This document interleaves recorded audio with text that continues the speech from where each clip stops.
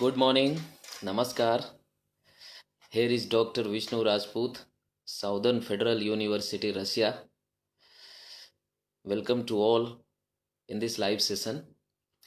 Today we are going to discuss about what is science communication, why it is necessary, and how to do science communication, and who should do science communication. So this all we will discuss today in this session.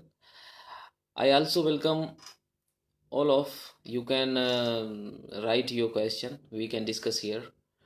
First of all, I would like to discuss or give brief summary in English, and later on we can talk in Hindi. We can discuss about question answers.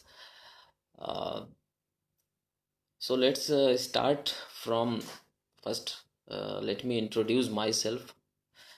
Good morning. Good morning. So as I told, I am Dr. Vishnu Rajput, working as a leading researcher at Southern Federal University, Russia. Please share this video in various groups so other people can also get benefit. Recently, I received a status by Southern Federal University and External Affairs Ministry of Russia as a highly qualified specialist in biological science. I am working on environmental pollution, the effect of environmental pollution on plant, on soil microorganism, and we are the first who study how nanoparticle or uh, nanomaterial affect plant anatomy, especially ultrastructural changes, cellular, subcellular changes.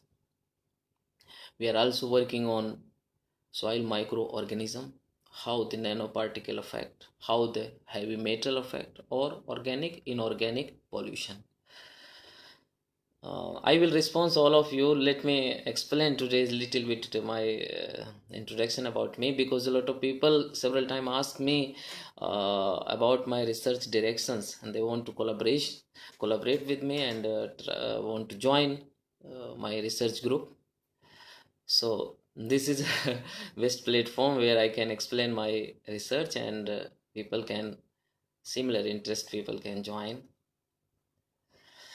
So the work related not only with the heavy metal, but we are working on polyaromatic hydrocarbon as well. So but the overall my work is related with all the pollutants, environmental pollutants, how they affect plant and microbes. Various parameters we are applying for this purpose. We are using modern equipment, and for physiological observation of plant, for morphological observation of plant, how the nanoparticle affect or how the heavy metal affect for plant growth, and molecular analysis we are also doing for this purpose, to understand overall effect on plant and microbes. थोड़ा सा detail में और बताऊंगा हिंदी में। जैसा बहुत सारे लोगों ने मुझे पूछा कि सर आपका रिसर्च डायरेक्शन क्या है और कैसे आपके साथ कोलैबोरेशन किया जाए, तो सबसे पहले मैं बताऊंगा, मैं doctor Vishnu Rajput southern federal university Russia में सीनियर लीडिंग रिसर्चर के रूप में कार्यरत हूं पिछले 5 सालों से। और हम लोग जो है हैवी मेटल, जो भारी धातुएं या नैनो पार्टिकल, और पॉलीएरोमेटिक हाइड्रोकार्बन के ऊपर काम करते हैं। ये इन्वायरमेंटल पोल्यूटेंट्स कैसे पौधे के ऊपर प्रभाव डालते हैं, उनकी फिजियोलॉजी पर कैसे प्रभाव डालते हैं, और उनका जो ग्रोथ होती है उसको कैसे अफेक्ट करते हैं। और ख़ास बात यह है कि ये पौधे में कितना एक्यूमुलेट होते हैं, कैसे और कहाँ कहाँ एक्यूमुलेट होते हैं, यानी कि इकट्ठा हो जाते हैं, जो कि मानव के लिए काफ़ी नुकसानदायक है। ये छोटा सा मेरा रिसर्च इंट्रोडक्शन था। अभी आज बात करने वाले हैं हम कि साइंस कम्युनिकेशन क्यों ज़रूरी है, और हम सबके लिए और कौन साइंस कम्युनिकेशन करे। जैसे बहुत सारे साइंटिस्ट या जर्नलिस्ट इस तरीके के लोग हैं जो साइंस को कम्युनिकेट करते हैं, यानी कि the act of transmitting information for purpose of creating shared knowledge. मतलब कि हमारा उद्देश्य ये होता है कि इस साइंस कम्युनिकेशन के ज़रिए या इसको बढ़ावा देने के ज़रिए कि आम जन तक साइंस फॉर कॉमन मैन, यानी कि सभी के लिए साइंस आसानी से समझी जा सके, सभी लोग आसानी से इसको समझ सकें। मैं वेलकम कर दूं सभी लोगों को धन्यवाद भी करता हूं। बहुत सारे लोग अभी जुड़ चुके हैं। गोपाल सिंह राजपूत जुड़े हुए हैं, गुड मॉर्निंग। गजेंद्र सिंह राजपूत जुड़े हुए हैं, good morning. Deepak Kumar Rajauria sir, good morning. बहुत बहुत धन्यवाद आपका, आज आपने समय निकाल कर इस सेशन में पार्टिसिपेट किया है। Lodhi Rahul Singh Rajput, good morning, good morning. Nilesh Kumar Rajput जुड़े हुए हैं, गुड मॉर्निंग। कैसे हैं आप लोग?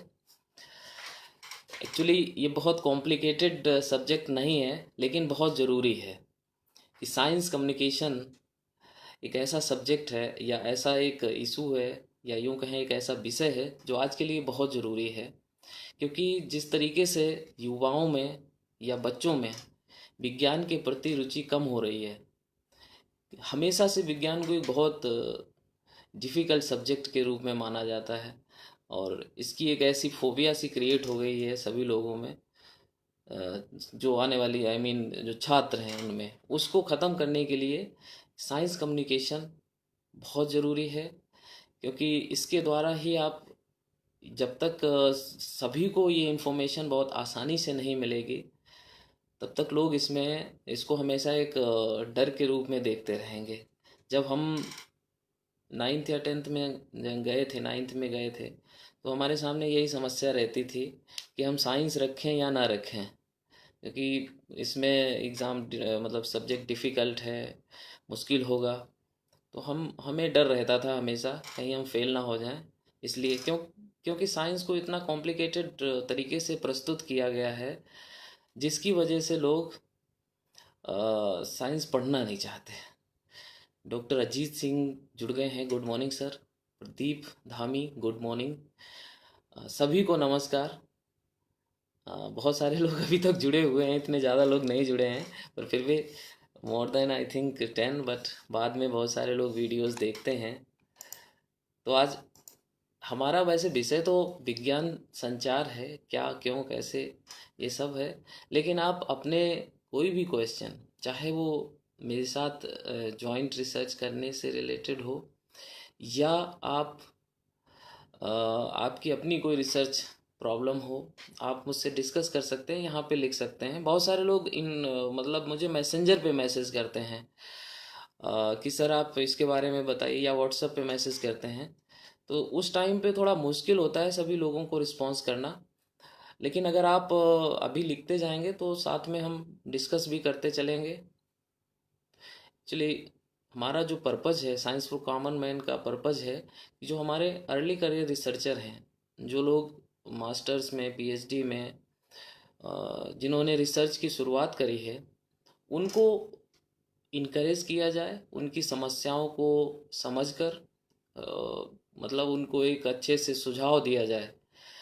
और दूसरा साथ साथ सिर्फ सुझाव ही नहीं, मैं बहुत बार हेल्प भी करता हूँ। जैसे आप अगर पेपर वगैरह लिखते हैं, मेरे साथ अगर कोलैबोरेट करते हैं, ज़रूरी नहीं कि मैं उसमें को ऑथर हूँ, तो मैं उसमें आप लोगों की मदद करने की कोशिश करता हूँ कि उसकी क्वालिटी के ऊपर या कोई डायरेक्शन ऐसा दिया जाए। पीछे भी बहुत सारे ऐसे वीडियोस मैंने बनाए थे जिसमें ये कोशिश रही थी कि आप सभी लोग जो साइंस राइटिंग है या साइंस है उसको आसानी से कर सकें, साइंस राइटिंग कर सकें और पब्लिकेशन कर सकें। तो ये पीछे पर्पज़ रहा था, अभी भी वही सब चीज़ें चल रही हैं। दीपक कुमार राजौरा सर कह रहे हैं कि you are doing very marvellous job. Thank you sir, आप लोग जो है अप्रिसिएट करते रहें। एक्चुअली साइंस जो कम्युनिकेशन है उसका भी पर्पज़ यही है, you are not doing anything if nobody know about it. अगर कोई जानता नहीं है आपके बारे में, आप क्या कर रहे हैं, तो इसका मतलब आप कुछ नहीं कर रहे हैं। और बहुत बार ऐसा देखा गया है कि अगर आप कम्युनिकेट करते हैं, साइंस कम्युनिकेशन का मतलब भी यही है, जैसे मैं आपसे कम्युनिकेशन कर रहा हूँ और आप लोगों से जुड़ रहा हूँ, आपकी बातें सुन रहा हूँ।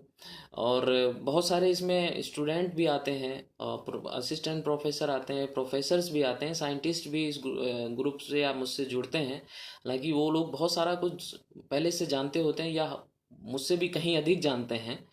लेकिन जब हम एक ब्रिज बनाते हैं कम्युनिकेशन का, तो बहुत सारी नई चीज़ें निकल कर सामने आती हैं और बहुत सारा ज्ञान हम आपस में शेयर करते हैं। जैसे कि जब से मैंने ये साइंस फॉर कॉमन मैन का पेज बनाया था, उसके बाद में इसमें कुछ पोस्टें डालनी शुरू करें, आप लोगों से कनेक्ट होना शुरू किया। उसके बाद से मेरा जो रिसर्च सर्किल है या रिसर्च ग्रुप है, इतना ज़्यादा बढ़ गया है। हम लोग अपना हमारा एक ग्रुप रशिया में तो है ही है, इसके साथ साथ मतलब दुनिया में कह सकते हैं, फ्रांस में हमारा ग्रुप है, इंडिया से बहुत सारे लोग जुड़े हैं। क्योंकि ये जो पेज है, ये सिर्फ इसमें कोशिश ये रहती कि मैं सिर्फ हिंदी में ही पोस्ट करूं या हिंदी में ही बात करूं। क्योंकि अगर आप देखें तो साइंस इंग्लिश में आपको बहुत सारा साइंस से लिटरेचर मिल जाएगा। आप किसी भी वेबसाइट पे जाएंगे तो आपको इतना सारा मतलब सभी कुछ इंग्लिश में ही है। कई बार साइंटिफिक जो लैंग्वेज है वो बहुत कॉम्प्लिकेटेड होती है, बहुत इजीली समझना मुश्किल हो जाता है। और भी कुछ लोग जुड़े हैं, good work is watching, thank you very much. Sushil Kumar जुड़ गए हैं, good morning good morning. Ravish Kumar ji जुड़े हुए हैं, रवीश चौधरी गुड मॉर्निंग। हाकिम सिंह गुड मॉर्निंग। आप सभी का स्वागत है। साइंस फॉर कॉमन मैन को आप देखते हैं, पसंद करते हैं, स्पेशली मुझे भी बहुत सारे कमेंट करते हैं। और ये जो आपके कमेंट हैं, यही एक उत्साह वर्धक यानी कि एक एनर्जी के रूप में काम करते हैं। तो मैं ये बता रहा था कि जब से मैं पब्लिकली आना शुरू हुआ या पब्लिकली लिखना शुरू हुआ, जैसा कि एक साइनकोलिक.com करके एक वेबसाइट है जो मैंने खुद जिसको मैं खुद चलाता हूँ, आई मीन लिखता हूँ। हालांकि इतना समय उस पर नहीं होता है कि बहुत सारा लिखा जा सके, लेकिन बहुत छोटे छोटे आर्टिकल हिंदी में 5 मिनट 10 मिनट के आर्टिकल जो आप आसानी से पढ़ सकते हैं, इनोवेटिव वर्क रहता है उसमें, वो मैंने लिखे हुए हैं, बहुत पसंद किए हैं। बहुत सारा वो मुझे लग रहा हर महीने उसमें करीब 5 या 10 हज़ार लोग विजिट करते हैं उस वेबसाइट को। उसके बाद में मुझे ये फ़ायदा हुआ कि मुझे बहुत सारे साइंटिफिक कलीग्स मिल गए पूरे वर्ल्ड वाइड। अलीगढ़ मुस्लिम यूनिवर्सिटी में मैंने काम किया है, वहाँ के कुछ प्रोफेसर हैं जिनके साथ काम कर रहा हूँ। राजस्थान में 3-4 यूनिवर्सिटीज़ हैं जिसके साथ में मैं कोलाब्रेशन में काम कर रहा हूँ। जयपुर में है, अजमेर में है। उसके अलावा BHU से भी अभी बहुत सारे लोग नए जुड़े हुए हैं जिनके साथ मैंने काम शुरू किया है। JNU में डॉक्टर दिनेश मोहन के साथ मैंने काम किया है।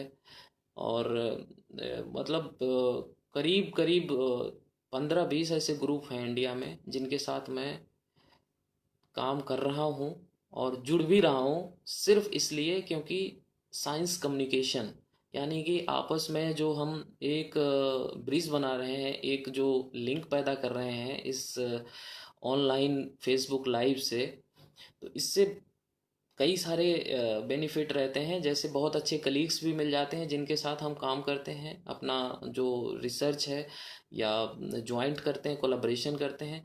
साथ साथ बहुत सारे ऐसे छात्र इसमें आ जाते हैं, जुड़ते हैं, जो बहुत हार्ड वर्किंग है लेकिन उनको एक प्रॉपर डायरेक्शन नहीं मिलता।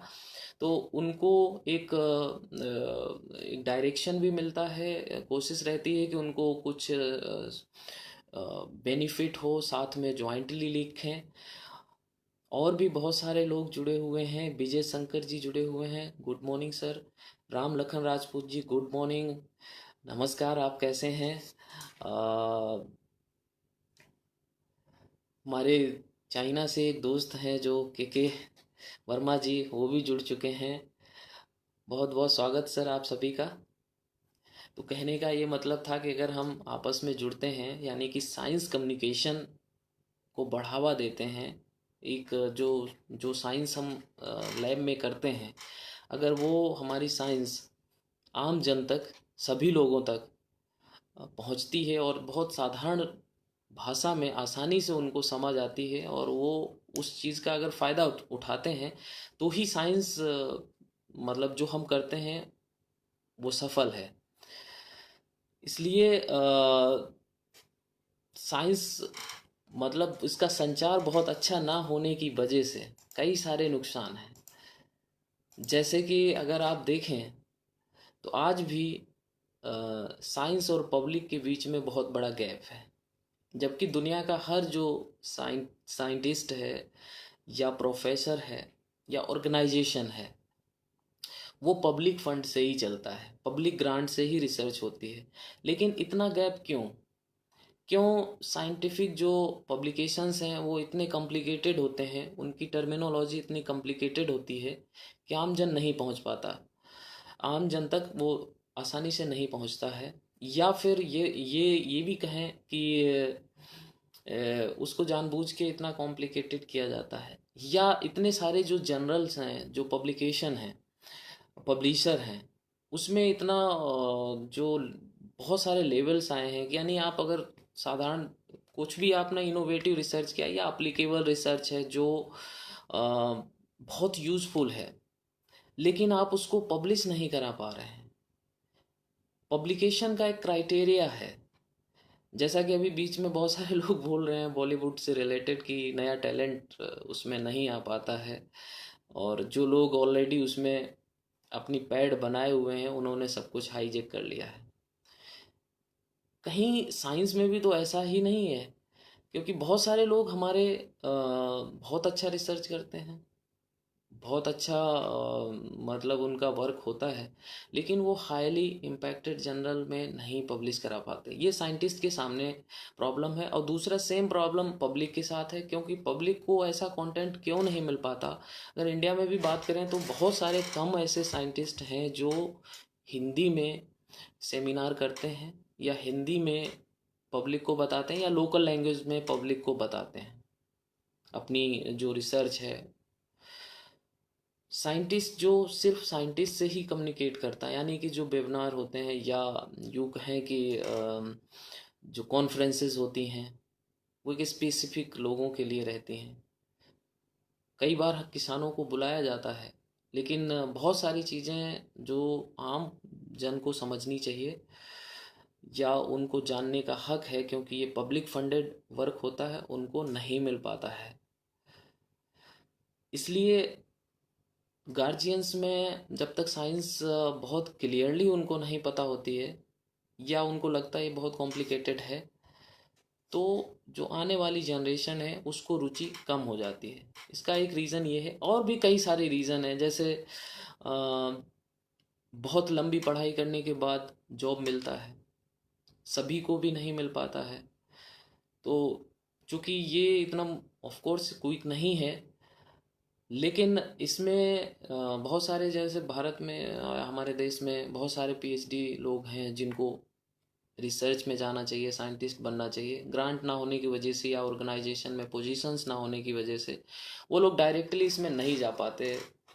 तो ये कहीं ना कहीं जो आने वाली जनरेशन है उसको हतोत्साहित भी करते हैं।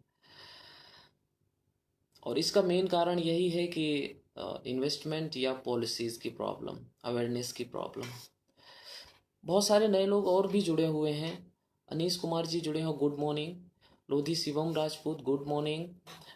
Dushyant Rajput, good morning. Doctor Monu Rajput, good morning. आप सभी का स्वागत है। और आज का जो विषय है हमारा वो विज्ञान संचार पे है। हालांकि हम विज्ञान संचार ही कर रहे हैं, लेकिन इस विज्ञान को बहुत सरल बनाने की ज़रूरत है। बहुत सारे जो इंटरनेट पे कंटेंट हैं, हालांकि इंटरनेट आज के ज़माने में बहुत हेल्पफुल है ताकि हर कोई बहुत क्विकली जानकारी ले रहा है। और फेसबुक में तो बहुत सारे इतने ग्रुप बने हुए हैं, चाहे कृषि से रिलेटेड हो या किसी और सब्जेक्ट से रिलेटेड हो, इतने सारे ग्रुप हैं जहाँ पे बहुत कंसाइज और अच्छी इन्फॉर्मेशन लोग प्रोवाइड कर रहे हैं। लेकिन फिर भी अभी भी साइंटिस्ट और पब्लिक का पार्टिसिपेशन, जो एक कोलाब्रेशन, आई मीन जो एक ब्रिज जो दोनों के बीच में बनना चाहिए, वो अभी भी नहीं है।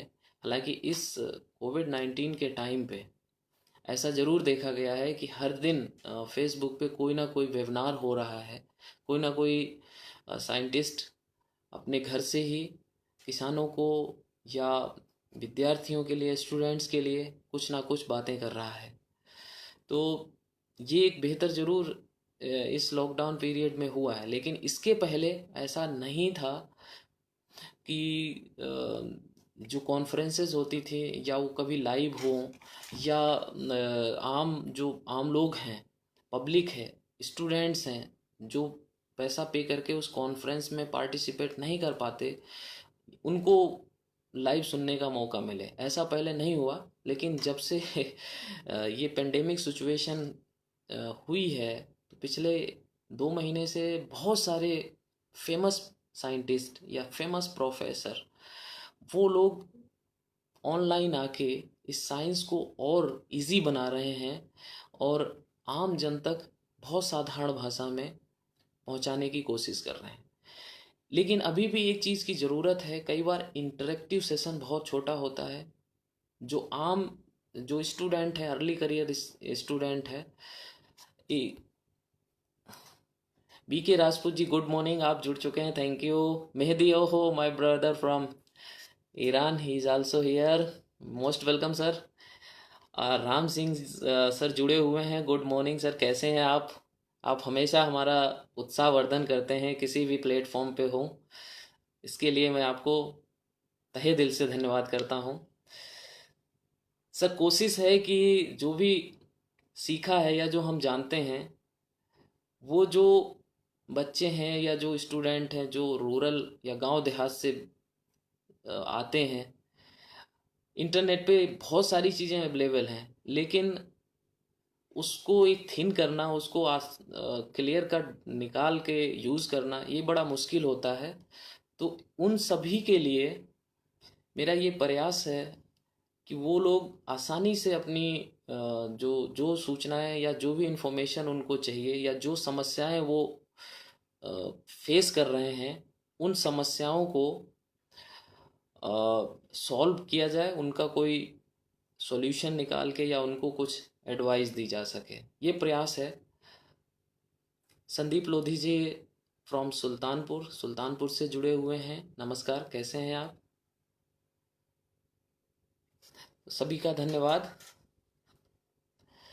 तो फिर मैं वही वहीं शुरू करूंगा, जैसा कि मैं बता रहा था कि इस लॉकडाउन पीरियड में बहुत सारे प्रोफेसर्स या साइंटिस्ट ऑनलाइन आके उन्होंने वेबिनार्स किए हैं, और मुझे लग रहा है ये छात्रों को बहुत इसमें बेनिफिट भी मिला होगा, नॉट ओनली फॉर स्टूडेंट, हम लोगों को भी बहुत सारा फ़ायदा हुआ, या बहुत सारे लोग एक दूसरे को आपस में जाने।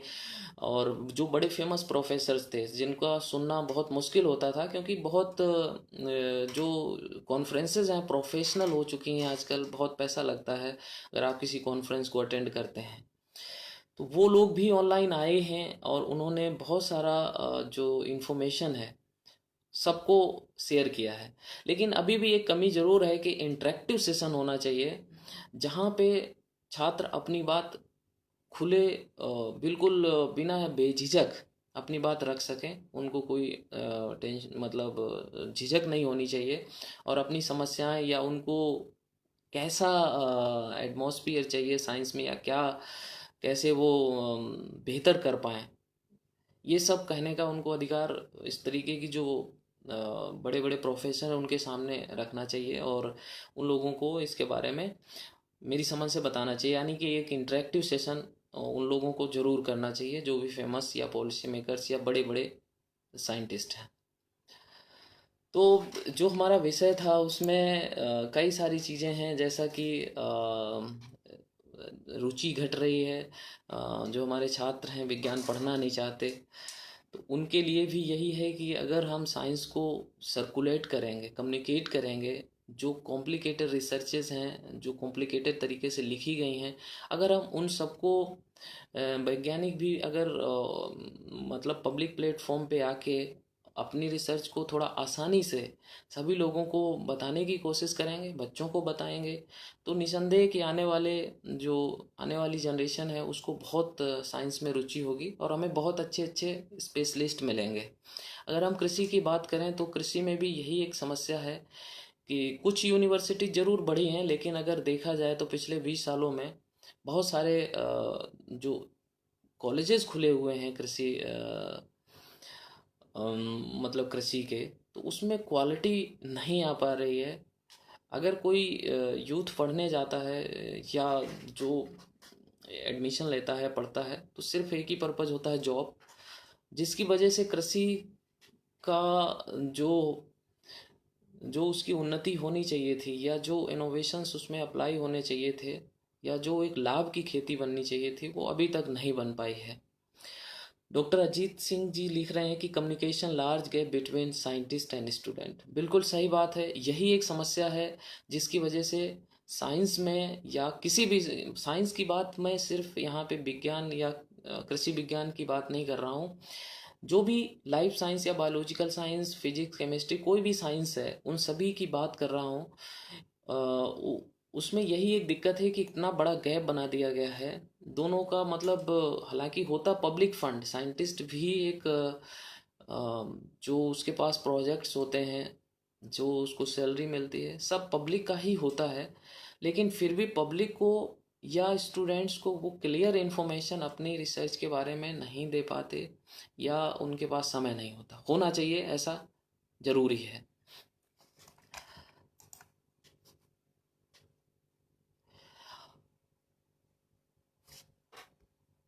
आज मुझे किसी ने क्वेश्चंस नहीं लिखे हैं, लेकिन मैं ज़रूर आप सभी को वेलकम करना चाहूँगा। जो भी नए लोग जुड़े हुए हैं, जो प्रोफेसर्स हैं, साइंटिस्ट हैं, मैं उनको एक चीज़ के लिए ज़रूर इनवाइट करूँगा। पर्यावरण प्रदूषण पर, यानी कि इन्वायरमेंटल पोल्यूशन से रिलेटेड, चाहे वो बायोटेक्नोलॉजिकल वर्क आप कर रहे हों, फिजियोलॉजिकल वर्क कर रहे हों, माइक्रोबायोलॉजिकल, सॉइल माइक्रोबायोलॉजिकल वर्क कर रहे हों, आइए मेरे साथ जुड़िए। हम लोग मिलकर एक बेहतर साइंस करेंगे, और सभी को ये साइंस एक्सेसिबल हो, इसलिए इस पेज पर समय समय पर हम सब आते रहेंगे और आप सभी से जुड़ते रहेंगे। तो मुझे लगता है आज किसी को कोई क्वेश्चन नहीं है, वैसे तो कम ही लोग जुड़े हुए हैं आज। तो ये विषय एक्चुअली साइंस जो कम्युनिकेशन है, इस पे बहुत कुछ ऐसा नहीं है जो मैं बताऊं, क्योंकि सारी चीज़ें ये हैं कि साइंस को इजीली कैसे पब्लिक तक पहुंचाएं। ये हमारे जो पॉलिसी मेकर्स हैं सॉरी, उन सबको ये सोचने की ज़रूरत है, ताकि बहुत आसानी से साइंस सभी के लिए इंटरेस्टिंग बने, और वो लोग बहुत अच्छी तरीके से साइंस को समझते जाएं। हालांकि ज़रूरी नहीं कि सारी थ्योरीज आम पब्लिक को समझना ज़रूरी है, लेकिन इतना तो ज़रूर होना चाहिए कि साइंस में क्या नए इनोवेशंस हो रहे हैं, वो ह्यूमन लाइफ में या डेली लाइफ में उनके लिए क्या यूज़फुल है, वो उसको कैसे अपनाएं। ये ज़रूरी है कि पहुँचे, और ख़ासकर कृषि विज्ञान के क्षेत्र में ये बहुत ज़रूरी है कि जो कृषि स्पेशलिस्ट हैं उनको मतलब किसानों तक अपनी सारी जो रिसर्चेज हैं या जो इनोवेशंस हैं जो किसान के लिए बहुत हितकर हैं, वो ज़रूर पहुंचानी चाहिए। हालांकि इसमें बहुत सारे लोग होते हैं, क्योंकि कृषि का एक जो सब्जेक्ट है, एक बहुत बड़ा सब्जेक्ट है, इसमें बहुत सारे डिसिप्लिन्स हैं जो जुड़े हुए हैं, इसलिए एक जो साइंटिस्ट है वो सारी चीज़ें नहीं बता सकता है। जैसे कि मेरे फेसबुक पे भी बहुत सारे लोग आते हैं और कई बार लिखते हैं कि मुझे इस पौधे में ये प्रॉब्लम है, इसके लिए कुछ सॉल्यूशन बताएं। या बहुत बार कोई एग्रीकल्चर की जो दूसरी समस्या है, सॉइल से रिलेटेड है, कि मेरी मिट्टी उपजाऊ नहीं है, मुझे ये बताइए। हालांकि सारी चीज़ों के लिए बहुत मुश्किल होता है।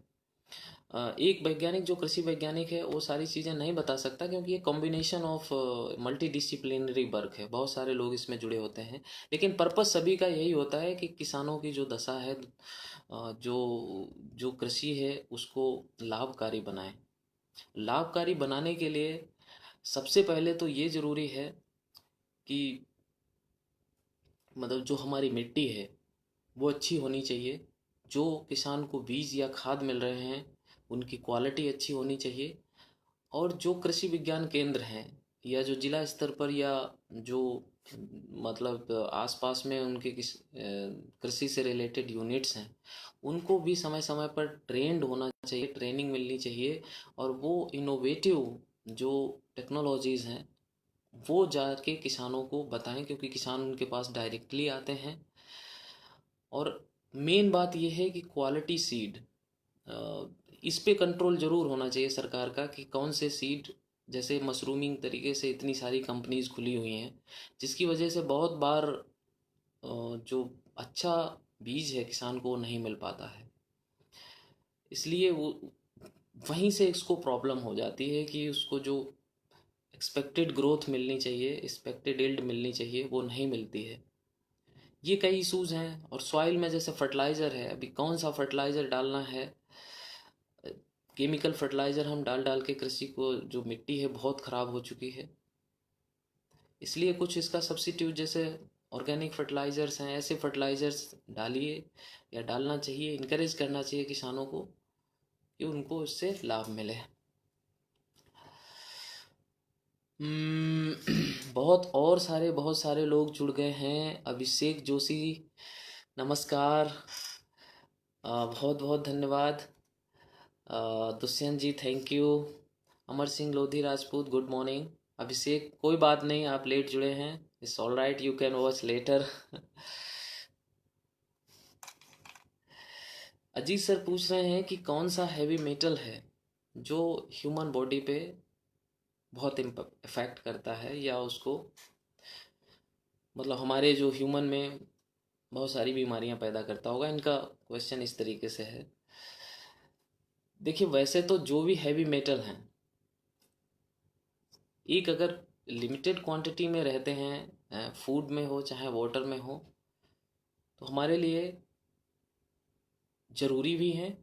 और अगर उनका जो परमिसिबल लिमिट है उससे ज़्यादा आते हैं तो ह्यूमन में बहुत सारी प्रॉब्लम्स क्रिएट करते हैं, बहुत सारे रोग पैदा करते हैं, इम्यून सिस्टम को वीक करते हैं। जैसा कि पीछे मैंने कुछ वीडियोस में इस बारे में बात करी थी कि जो अगर आप पोल्यूटेड सॉइल पे, हैवी मेटल पोल्यूटेड है या किसी भी पोल्यूशन से रिलेटेड है, पोल्यूटेड सॉइल पे प्लांट ग्रो करते हैं, तो उसका कंटेंट प्लांट के टिश्यूज़ में एक्यूमुलेट हो जाता है। हमें नहीं पता होता है कि ये सब्जी कहाँ पे ग्रो हुई है, कहाँ से आई है, और आप उसको लेके आते हैं, और अगर आप उसको, वो फूड के ज़रिए आपकी बॉडी में चला जाता है जो हैवी मेटल है, तो वो डायरेक्टली इनडायरेक्टली या आपके ह्यूमन जो जो हमारा नर्व सिस्टम है, या बहुत सारे और रोग पैदा कर देता है, इम्यूनिटी सिस्टम को वीक करता है। कई बार तो ऐसे भी जो बहुत सारे डेंजरस एलिमेंट्स हैं जिनकी वजह से डेथ भी हो जाती है। तो इस सब पे भी कंट्रोल की ज़रूरत है।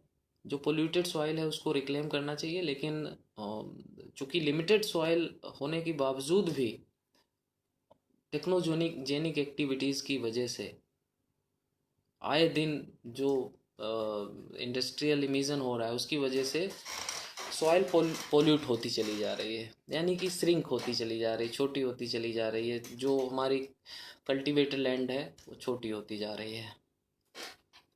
तो इसलिए हैवी मेटल, वैसे तो मैं नैनो पार्टिकल की अगर बात करूं तो कॉपर और जिंक पे मैं काम कर रहा हूं। इसके बारे में मैंने कुछ शोध किए हैं, काफ़ी नुकसानदायक है ह्यूमन के लिए। और अगर अगर इसका कंसंट्रेशन इन्वायरमेंट में बढ़ता है, अगर ये एज ए फर्टिलाइज़र आता है, तो ये एग्रीकल्चर जो क्रॉप्स हैं उनमें एक्यूमुलेट करेगा और ह्यूमन पे बहुत इम्पैक्ट करेगा।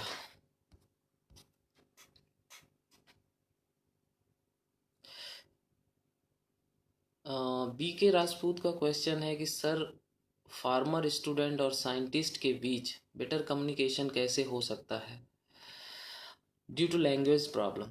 हाँ, ये एक इशू ज़रूर है, लेकिन चूंकि अगर प्रॉपर साइंटिस्ट क्या है, उसको वो सिर्फ रिसर्च करता है और अपनी रिसर्च को जो सिंपोजियम है, कॉन्फ्रेंसेज हैं, वहाँ पे जाके प्रेजेंट करता है। बहुत सारे वर्क होते हैं उसके पास में, एडमिनिस्ट्रेटिव वर्क होता है, रिसर्च वर्क होता है, स्टूडेंट को एडवाइस करना। लेकिन मुझे ऐसा लगता है कि साइंटिस्ट को कुछ जैसे जैसे मान लीजिए प्रमोशन के लिए बहुत सारे कॉलम्स होते हैं, हम भरते हैं कि बुक कितनी है, पेपर कितने हैं, कितने स्टूडेंट आपने एडवाइस किए हैं। तो इस तरीके के वहाँ पे जो कॉलम्स हम फिल करते हैं प्रमोशन के लिए, अगर इसी तरीके से साइंटिस्ट को एक ऐसा कॉलम भी होना चाहिए कि आपने कितनी बार, या साल में 2 बार, 3 बार, 4 बार, जो पब्लिक प्लेटफॉर्म है वहाँ पे जाके अपने रिसर्च के बारे में उसी लैंग्वेज में, लोकल लैंग्वेज में, साधारण तरीके से उनको समझाना चाहिए। इससे कई सारे फ़ायदे हैं। कई बार साइंटिस्ट बहुत सारा रिसर्च करते हैं लेकिन उसका एग्जैक्ट एप्लीकेशन नहीं हो पाता। तो जो उनके ऑब्जेक्टिव होते हैं, जो वो लोग रिसर्च करते हैं, जो आप लोग करते हैं मास्टर्स पीएचडी में, तो उसका एक जो क्लियर एप्लीकेशन है वो आप पब्लिक तक पहुंचा पाएंगे, और उससे आपको भी सीखने को मिलेगा, साइंटिस्ट को भी सीखने को मिलेगा कि एक्चुअल प्रॉब्लम क्या है।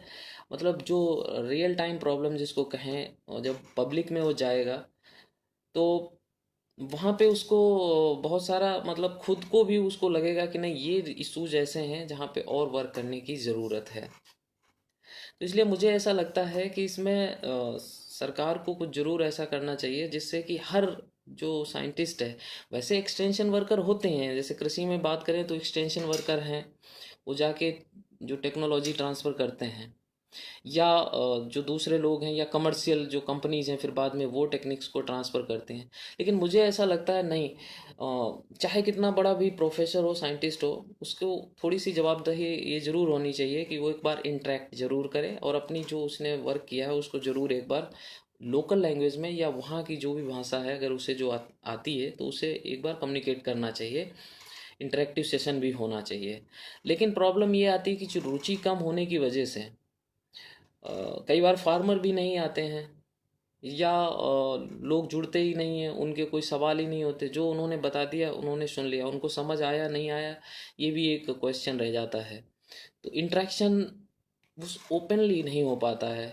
जैसे जब क्रॉस क्वेश्चन होता है तभी बहुत सारी चीज़ें क्लियर होती हैं।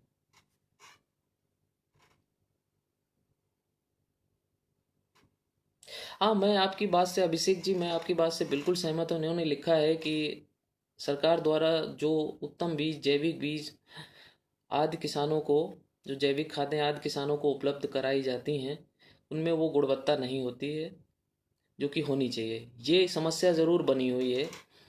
जब ये यही, और यहीं से सब प्रॉब्लम शुरू हो जाती है। अगर आपको एक अच्छा बीज खाद नहीं मिलता है किसान को, तो उसकी जो प्लांट ग्रोथ है या इल्ड है, एक्सपेक्टेड इल्ड है, वो नहीं हो पाती है।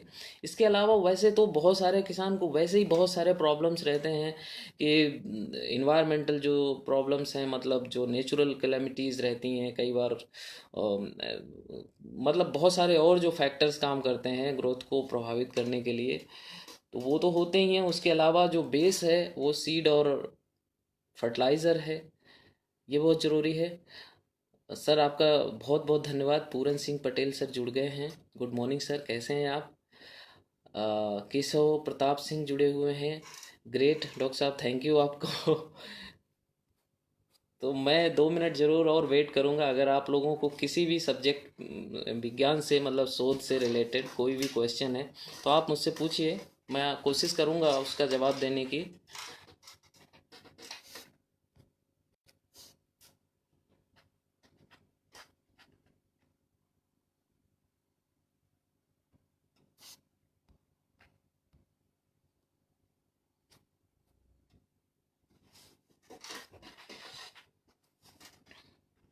वैसे एक एक नेक्स्ट टाइम मैं कोशिश ये करूँगा कि एक पूरा जो है 1 घंटे का सेशन सिर्फ इस इसलिए रखा जाए कि किसानों से जुड़ने की कोशिश की जाए, और उनको अगर उनको कोई समस्या है कृषि से रिलेटेड तो उस पर कुछ जवाब दिए जा सकें। ये मैं नेक्स्ट टाइम जब भी ऑनलाइन लाइव आऊँगा तो मेरा जो नेक्स्ट सेशन रहेगा वो किसानों के लिए या आम पब्लिक के लिए डेडिकेटेड रहेगा, यानी कि एग्रीकल्चर से रिलेटेड रहेगा। आज का सेशन एक्चुअली बहुत बड़ा सब्जेक्ट इसमें नहीं है, या इसमें चूंकि मैंने बताया कि कम्युनिकेशन ज़रूरी है, और वो कम्युनिकेशन का ब्रिज मैं बनाने की कोशिश कर रहा हूँ, आप सबसे जुड़ने की कोशिश कर रहा हूँ। आप लोग ये वीडियो ज़रूर देखते हैं, मुझे मालूम है, क्योंकि पिछला वीडियो लगभग 4,000 5,000 लोगों ने देखा था जो लाइव में आया था बाद में। एग्जैक्टली अभी बहुत कम लोग जुड़े हुए हैं, इससे निराश होने की मुझे ज़रूरत नहीं है। I am very happy. तो मुझे पता है कि आप लोग इसको शेयर करेंगे और बहुत सारे लोग नए और भी वीडियोस देखेंगे। तो वैसे मुझे ये भी खुशी है कि आप, जब से मैं आप लोगों से जुड़ा हुआ हूँ, साइंस कम्युनिकेशन का मुझे बहुत बेनिफिट हुआ है। मुझे बहुत सारे ऐसे कलीग मिले हुए हैं जो जिनके साथ मैंने काम करना शुरू किया है, और मुझे अ, मैं यूँ कहूँ कि मुझे बहुत खुशी भी हुई और बहुत लाभ भी हो रहा है। उनको भी लाभ मेरी तरफ से मिले। तो फिर मैं आज का सेशन यहीं पे रोकूंगा। दोबारा फिर नेक्स्ट टाइम कभी आपसे मुलाकात होगी, या अगर आपका अभी भी कोई क्वेश्चन है शोध से रिलेटेड, कृषि से रिलेटेड भी हो, तो आप मुझे बताएं प्लीज़। हाँ बिल्कुल सर, मैं पहले से सबको बता दूंगा कि कृषि से रिलेटेड रहेगा नेक्स्ट टाइम में एक सेशन, जिसमें आप कोई भी जो हमारे किसान भाई हैं वो जुड़ें, चूँकि वो हमारा फेसबुक पेज है, उस पर बहुत सारे क्वेश्चन ऐसे लिखते रहते हैं कि मेरे खेत में खरपतवार हो गई है, या कृषि को कैसे उपजाऊ बनाएं। हालांकि कृषि को कैसे उपजाऊ बनाएं इस विषय पे मैं ज़रूर बोलना चाहूँगा। और एक जो मेरे एक्सपीरियंस अभी तक कृषि से रिलेटेड हैं, हालांकि मैं डायरेक्टली यूँ नहीं कह सकता कि मैं फील्ड पे मेरा उतना विजिट नहीं रहता है। मैंने जब से एजुकेशन कृषि की ख़त्म की है, मेरा एक्सपेरिमेंटल वर्क ज़्यादा रहा है। और जब साइंटिस्ट रिसर्च करता है तो बहुत स्पेसिफिक वर्क हो जाता है। जैसे मैं पॉल्यूशन पे वर्क करता हूँ, तो सॉइल पॉल्यूशन कैसे प्लांट पे, उसकी बॉडी पे, प्लांट के अंदर जो टिश्यूज़ हैं, सेल्स हैं, उनमें जो भी सब सेल्यूलर ऑर्गेनेल्स हैं, उन सब के ऊपर कैसे इफ़ेक्ट करता है, कैसे इम्पैक्ट डालता है। या प्लांट ऐसी कंडीशन में, जब किसी भी इन्वायरमेंटल स्ट्रेस हो या पोल्यूशन हो, ऐसी कंडीशन में वो कैसे खुद को अडॉप्ट करता है, इन सब पे मैं वर्क कर रहा हूँ। डायरेक्टली मैं नहीं बता पाऊँगा कि आप कौन सी दवाई अपने खेत में डालें जिससे कि घास मर जाएगी, क्योंकि ये बहुत स्पेसिफिक हो गया है। मतलब यूँ कहें कि एक कोई एरिया है या एग्रीकल्चर की सिचुएशन क्या है, तो इस बारे में मुझे नहीं आइडिया है, क्योंकि मैं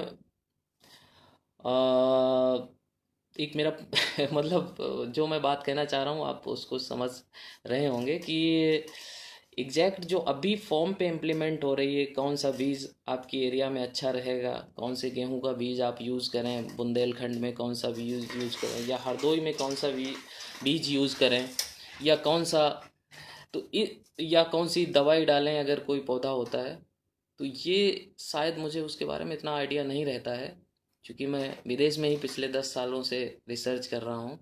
लेकिन जो ओवरऑल आपको कृषि को उपजाऊ कैसे बनाएं, इसके बारे में जो भी फैक्टर्स हैं, जो भी तकनीकी आप अपना सकते हैं, या जो प्रिकॉशंस आप कृषि के दौरान ले सकते हैं, उनके बारे में चर्चा आगे मैं करूँगा। निसंदेह उसमें बहुत आपको लाभ होगा, क्योंकि उसमें मैं आपको जो भी रशिया में जैसे कृषि होती है, जो ये जिस तरीके से कृषि को अडॉप्ट करते हैं या कृषि करते हैं, उसके बारे में भी डिस्कस करेंगे। हालांकि इन दोनों कंट्रीज़ में बहुत बड़ा डिफरेंस है। रशिया में जो फॉर्म लैंड है, या जो किसानों की जो लैंड है, वो बहुत बड़ी है। बहुत बड़े बड़े खेत होते हैं, मतलब किलोमीटर्स, 2 किलोमीटर्स या 1 किलोमीटर्स में खेत होते हैं। हमारे यहाँ छोटी छोटी लैंड हैं, जिनमें कि जो मॉडर्न इक्विपमेंट हैं कृषि के, उनको, एक सेकंड ज़रा, मैं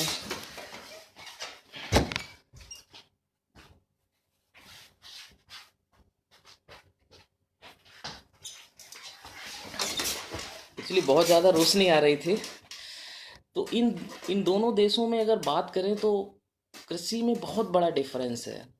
सबसे बड़ी जो हमारे यहाँ परेशानी है, जो भारतीय कृषि की जो सबसे बड़ी परेशानी है, वो छोटी आकार की जोत है, जो खेत हैं वो छोटे आकार के हैं, इसलिए उसमें बहुत बार जो मॉडर्न इक्विपमेंट हैं या जो फार्मर है अ, उसके बस की बात नहीं होती कि वो मॉडर्न इक्विपमेंट, जो एग्रीकल्चर इक्विपमेंट हैं, जो एग्रीकल्चर मशीनरी है, उसको खरीद सके। लेकिन फिर भी सरकार द्वारा बहुत सारी ऐसी मतलब उन्होंने ग्रुप बना रखे हैं जिनके ज़रिए वो मशीनें उनको उपलब्ध कराते हैं या रेंट पे ले लेते हैं। लेकिन उस वजह इन सब के बावजूद भी उतना पॉपुलर नहीं हो पाया। इसके और भी कारण है, जैसे आर्थिक स्थिति। अब यहाँ पे क्या है कि अगर सारी जनता, ज़्यादातर पॉपुलेशन 70% पॉपुलेशन रशिया की शहरों में रहती है। जो गांव हैं, छोटे छोटे गांव हैं, उनके पास बड़ी बड़ी मशीनरीज हैं और बहुत बड़े बड़े फॉर्म लैंड हैं, बड़ी एरिया है। गेहूं करते हैं तो 10 किलोमीटर 20 किलोमीटर का पूरा एरिया एक ही दो फार्मर के बीच में होता है। तो इसलिए इनकी जो एग्रीकल्चर है उसमें कॉस्ट ऑफ कल्टीवेशन बहुत कम आता है।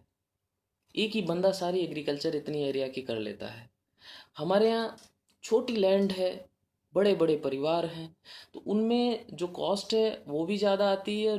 चूँकि 5 लोग घर में हैं तो पाँचों लोग उसी एग्रीकल्चर में लगे हुए हैं, उसी कृषि में, उसी फॉर्म में लगे हुए हैं।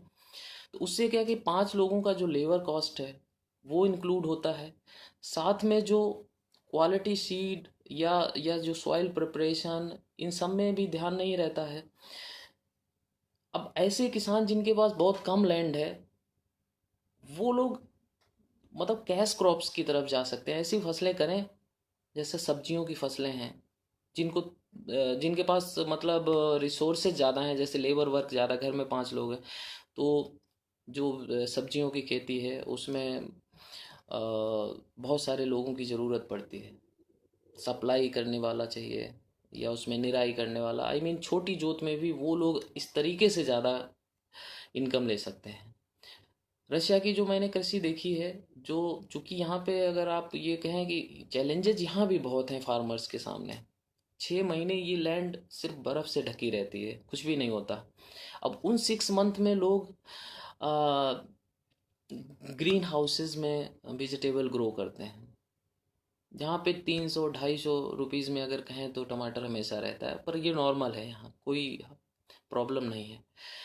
समर में जो एग्रीकल्चर होती है, जैसे ये लोग नवंबर में ही वीट या बार्ली की सोइंग होती है, लेकिन नवंबर, दिसंबर, जनवरी, फरवरी, मार्च, अप्रैल तक स्नो रहता है, बर्फ़ से वो ढका रहता है। सोइंग कर देते हैं, सीड अंदर ही रहता है सॉइल में, और ऊपर से 1 मीटर आधा मीटर की लेयर बन जाती है बर्फ़ की।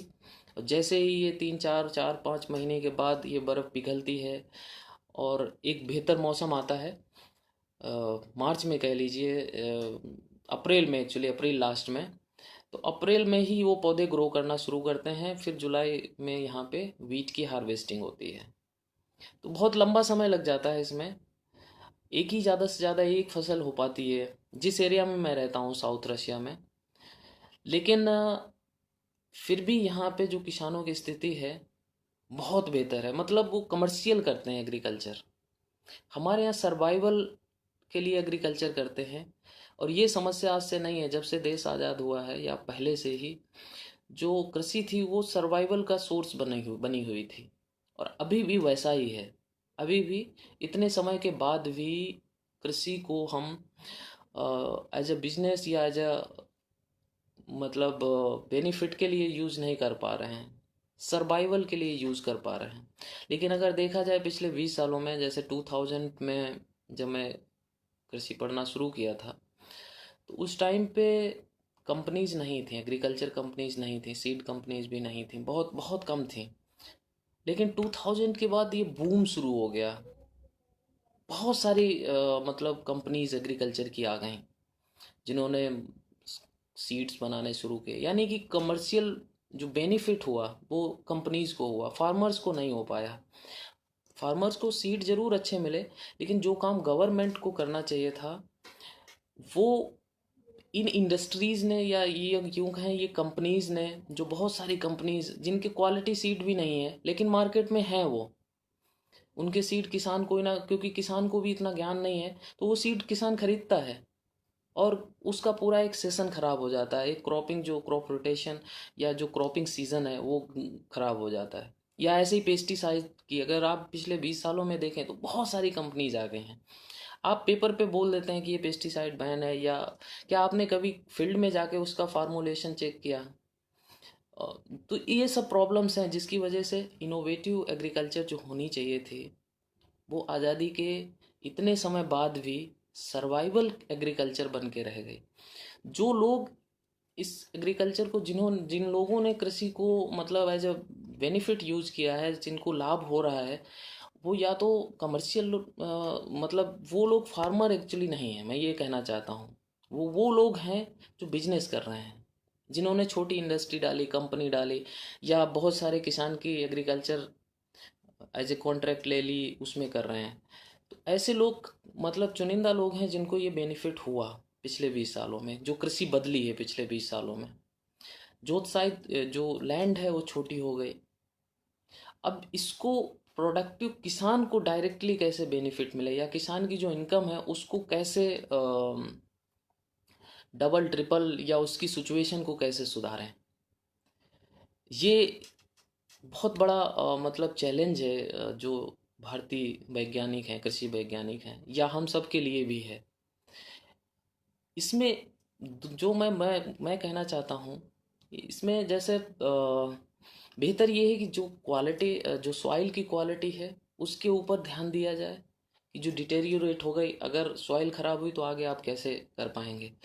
सीड जो जो क्वालिटी फार्मर्स को मिल रही, आप सब्सिडी दे रहे हैं, लेकिन फिर भी किसान की जो सिचुएशन है सुधर नहीं रही है। बहुत सारे लोगों ने मतलब इतने सारे लोन किसान को मिल रहे हैं लेकिन सिचुएशन इम्प्रूव नहीं हो रही।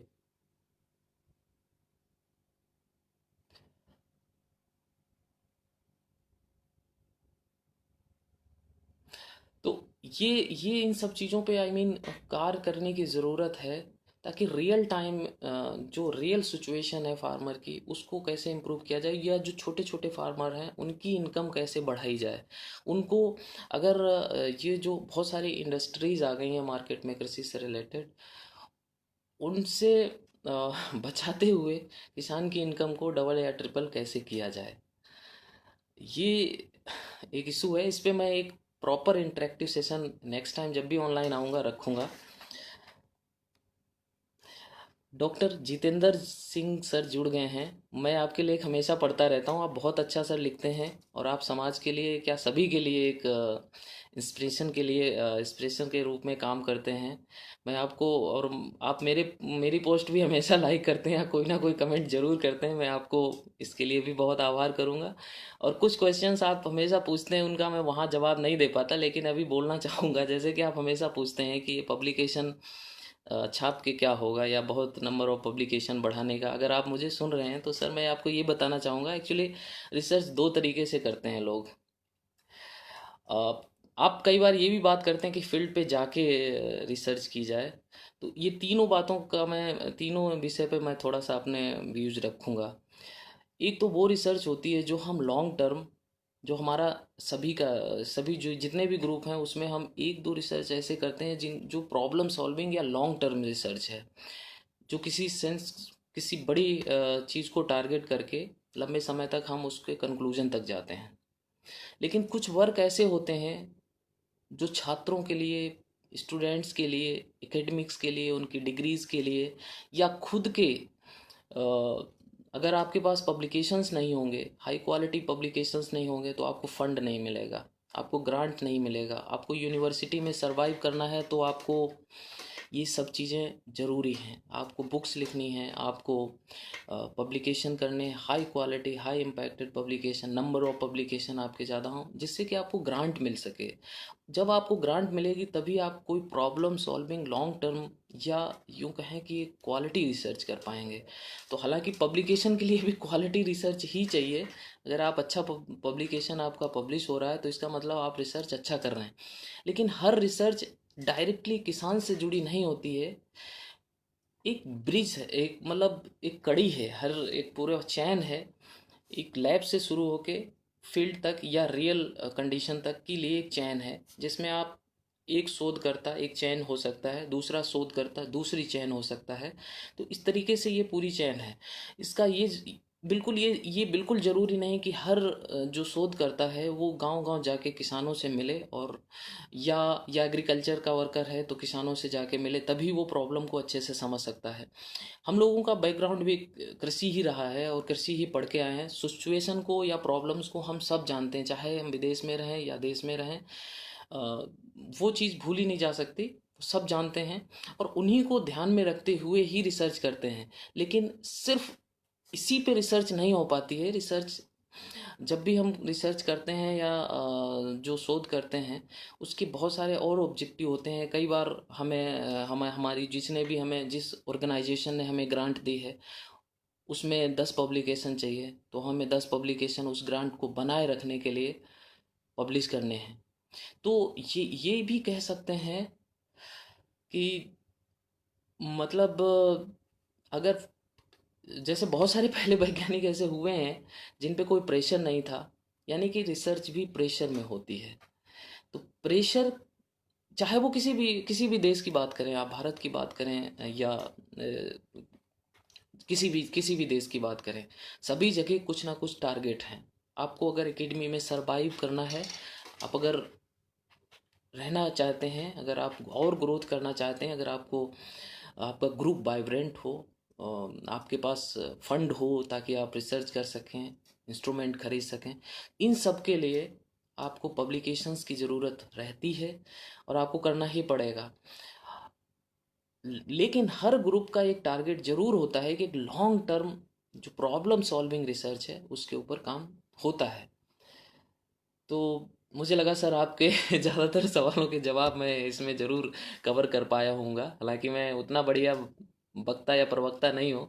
बस मेरा पर्पज़ ये है कि जो लोग छोटी छोटी जगह से आते हैं, गांव देहात से आते हैं, उनको एक इन्फॉर्मेशन मिल सके और मतलब उनका जो प्रॉब्लम्स है उसको सॉल्व किया जा सके। अभी और बहुत सारे लोग जुड़ चुके हैं। हनुमान जी जुड़े हुए हैं, Hanuman Singh Jatav, good morning good morning. आपके साथ तो मैं ऑलरेडी काम कर रहा हूँ और आप बहुत हार्ड वर्किंग हैं। उम्मीद है आप बहुत सारी समस्याएं सॉल्व करेंगे कृषि की। सचिन राजपूत जी गुड मॉर्निंग, कैसे हैं आप? और अभिषेक जी धन्यवाद। तो मुझे वैसे बहुत ऐसा लगता नहीं कि अभी मुझे ये सेशन ख़त्म करना चाहिए, लेकिन चूँकि अभी 1 घंटा जो मैं इसके लिए निकालता हूँ लगभग ऑलमोस्ट पूरा होने वाला है। हालांकि हमारा इशू तो साइंस कम्युनिकेशन था, लेकिन अभी बहुत सारे लोग जुड़े हुए हैं, बहुत सारे लोग बाद में इस वीडियो को देखेंगे। तो मैं उनको यही कहूँगा कि साइंस के प्रति अपनी रुचि को बढ़ाएं। जहाँ भी आपको साइंस से कुछ भी मिले आप पढ़ें। शोध पत्र भी इतने डिफ़िकल्ट नहीं होते हैं पढ़ने में। अगर आप चाहेंगे तो उनका अब्स्ट्रैक्ट या कंक्लूजन पढ़ें। जो भी लोग इसमें फेसबुक पे भी बहुत सारे लोग शोध पत्र शेयर करते हैं, हमारे भी होते हैं। तो आप आजकल तो हर वैज्ञानिक या हर कोई आपको सोशल साइट पे मिलेगा, आप उनसे क्वेश्चन करिए, वो लोग आपको रिस्पॉन्स करेंगे।